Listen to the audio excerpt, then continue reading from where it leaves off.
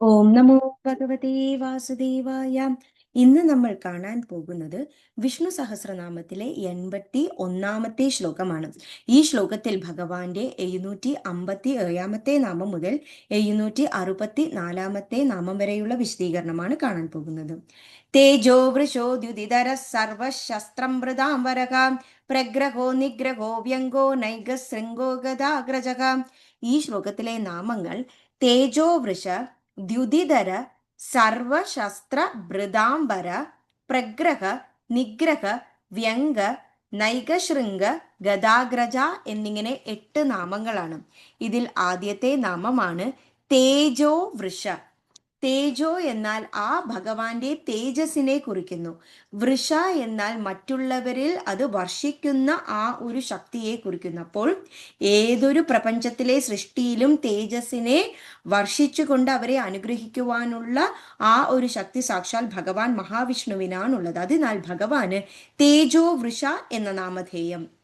എങ്ങനെയാണോ സൂര്യൻ പ്രപഞ്ചത്തിൽ എല്ലാ സൃഷ്ടികൾക്കും ഒരുപോലെ ആ ഒരു ചൂടും പ്രകാശവും കൊടുക്കുന്നു, അതുപോലെ തന്നെയാണ് ഭഗവാൻ ഈ ഒരു പ്രപഞ്ചത്തിന് വേണ്ടി ആ ഒരു കൃഷി, അതുപോലെ ഉള്ള എല്ലാവിധ ധാന്യങ്ങളും വിളയുവാൻ വേണ്ടിയുള്ള ആ മഴയും, അതുപോലെ തന്നെ വേണ്ടിയിരിക്കുന്ന ആ ഒരു പോഷകമായ ആ ഒരു സത്ത്, അത് രാത്രിയിൽ ചന്ദ്രന്റെ രശ്മികൾ കൂടെയും ഭഗവാൻ കൊടുക്കുന്നു.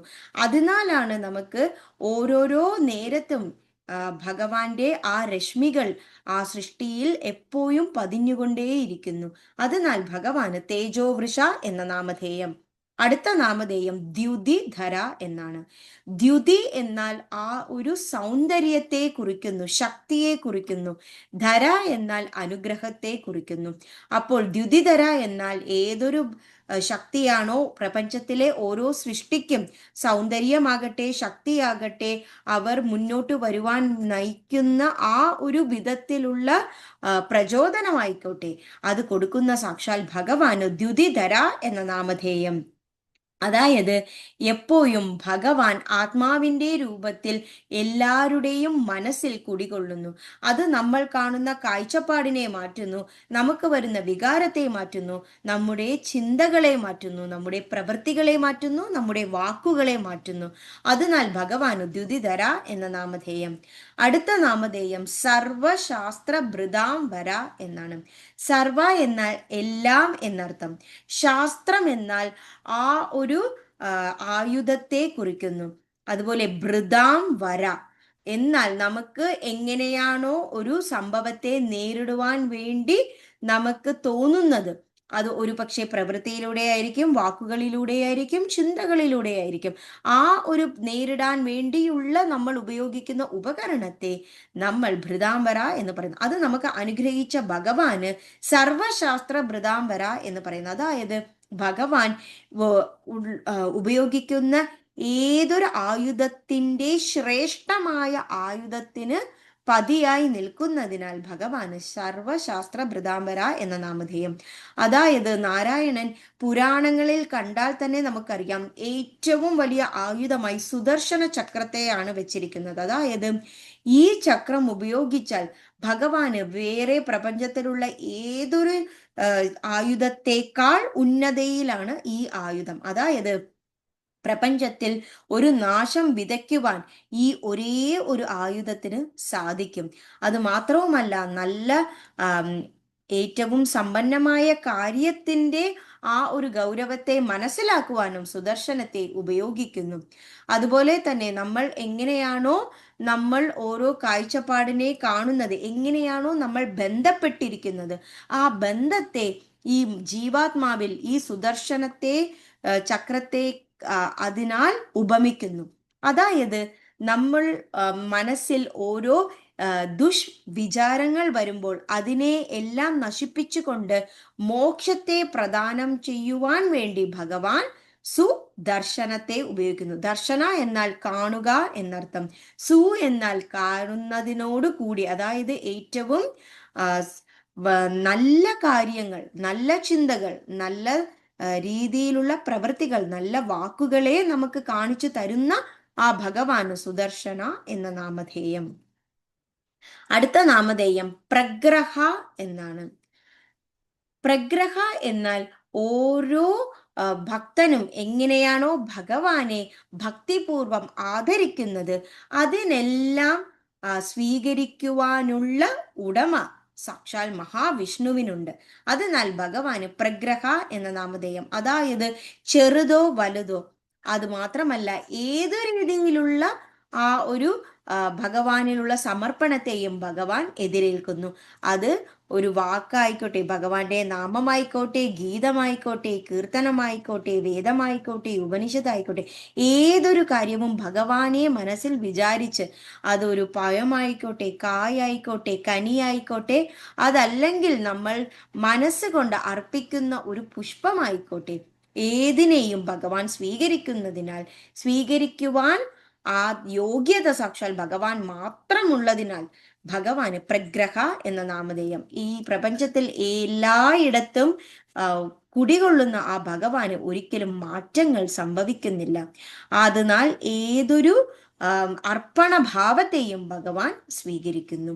അതൊരു മനുഷ്യൻ മാത്രമല്ല, ഒരു ചെടി, കൊടി, വൃക്ഷം, അതുപോലെ മൃഗം, ഏത് പക്ഷി, ഏതായിക്കോട്ടെ, ഭഗവാൻ പൂർണ്ണമായി അത് സ്വീകരിക്കുന്നു.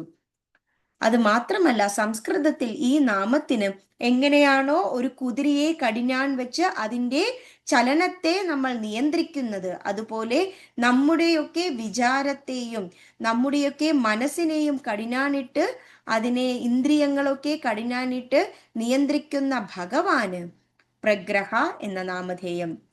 അതായത് നമ്മൾ എങ്ങനെയൊക്കെയാണ് ഒരു ധർമ്മത്തിന്റെ പാതയിൽ പോകണം എന്ന് നമുക്ക് പറഞ്ഞു തരുന്ന ഭഗവാനാണ്. അതിനാൽ ഭഗവാന് പ്രഗ്രഹ എന്ന നാമധേയം. അടുത്ത നാമധേയം നിഗ്രഹ എന്നാണ്. നിഗ്രഹ എന്നാൽ നശിപ്പിക്കുക എന്നർത്ഥം. അത് എങ്ങനെയാണോ ഒരു വിദ്യാർത്ഥി ഒരു പഠനത്തിൽ കേന്ദ്രീകരിച്ച്, മനസ്സ് കേന്ദ്രീകരിച്ച് നിൽക്കുമ്പോൾ പലതരത്തിലുള്ള ആ ഒരു ശ്രദ്ധയെ മാറ്റുവാൻ വേണ്ടി തോന്നിക്കുന്ന പല കാര്യങ്ങൾ നടക്കുമ്പോൾ അതിനെയൊക്കെ ഇല്ലാതാക്കുവാൻ സാക്ഷാൽ ഭഗവാന് സാധിക്കുന്നു. അതുപോലെ നമുക്കൊക്കെ വരുന്ന ഏതെങ്കിലും അസുഖത്തെ ഇല്ലാതാക്കുവാൻ ഭഗവാൻ സാധിക്കുന്നു.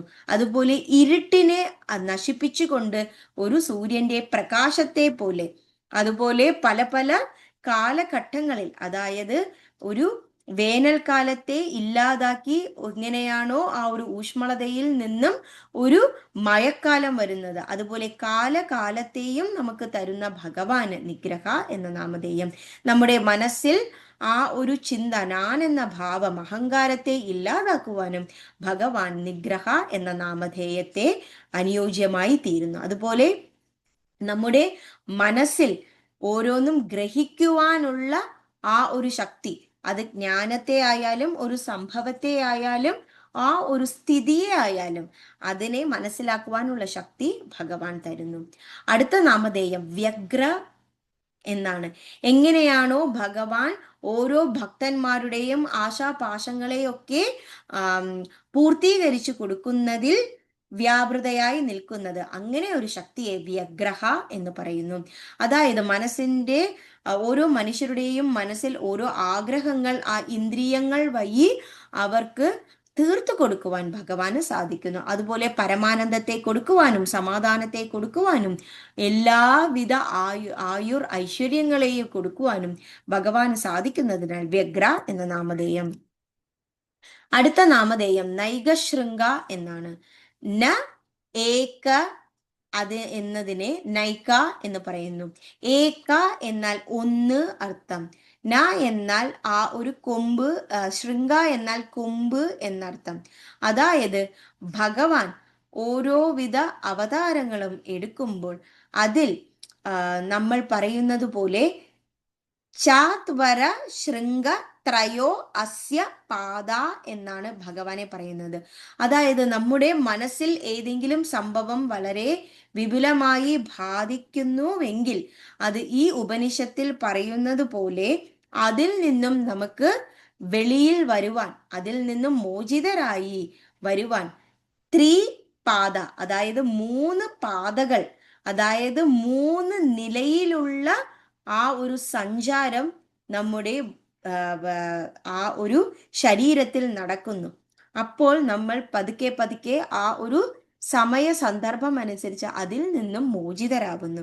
അതിനെ സഹായിക്കുവാൻ ഭഗവാന് സാധിക്കുന്നു.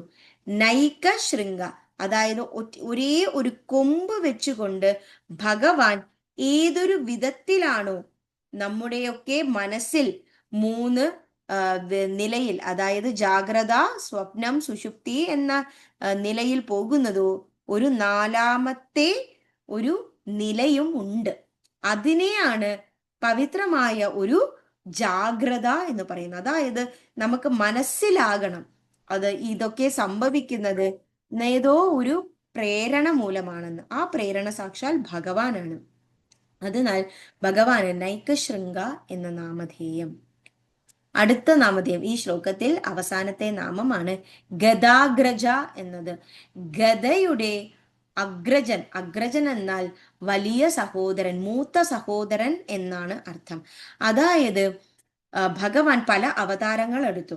അതിലൊരു അവതാരമാണ് സാക്ഷാൽ കൃഷ്ണ അവതാരം. അപ്പോൾ അതിൽ ഭഗവാന് ഒരു അനുജനായ ഗദ എന്ന ഒരു അനുജൻ ഉള്ളതിനാൽ ഭഗവാന് ഗദാഗ്രജ എന്ന നാമധേയം. അത് വേറെ രീതിയിൽ എടുത്താൽ സംസ്കൃതത്തിൽ ഇതിനെ മന്ത്രം എന്ന് പറയുന്നു. അതായത് ഗതയത്തെ ഇതി ഗദ എന്നാണ് പറയുന്നത്. അതായത് നമ്മൾ ജപിക്കുന്ന മന്ത്രങ്ങളെല്ലാം ഭഗവാനെ പോയി ചേരുന്നു. അതിനാൽ ഭഗവാന് ഗദാഗ്രജ എന്ന നാമവും ഈ ഒരു അർത്ഥത്തിൽ ചേരുന്നു. അപ്പോൾ ഈ ശ്ലോകത്തിൽ നമ്മൾ കണ്ട നാമങ്ങൾ ഏതൊക്കെ എന്നാൽ തേജോവൃഷ, ദ്യുതിധര, സർവശസ്ത്രഭൃതാമര, പ്രഗ്രഹ, നിഗ്രഹ, വ്യംഗ, നൈകശൃംഗ, ഗദാഗ്രജ എന്നീ 8 നാമങ്ങളാണ്. തേജോവൃഷോ ദ്യുതിധര സർവശസ്ത്രം ഭൃതാംബരക, പ്രഗ്രഹോ നിഗ്രഹോ വ്യംഗോ നൈകശൃംഗോ ഗദാഗ്രജക. ശ്രീഹരേ നമഃ, ശ്രീഹരേ നമഃ. ഗോപികാ ജീവനസ്മരണം ഗോവിന്ദ ഗോവിന്ദ നാരായണ അഖില ഗുരു ഭഗവൻ നമസ്തേ.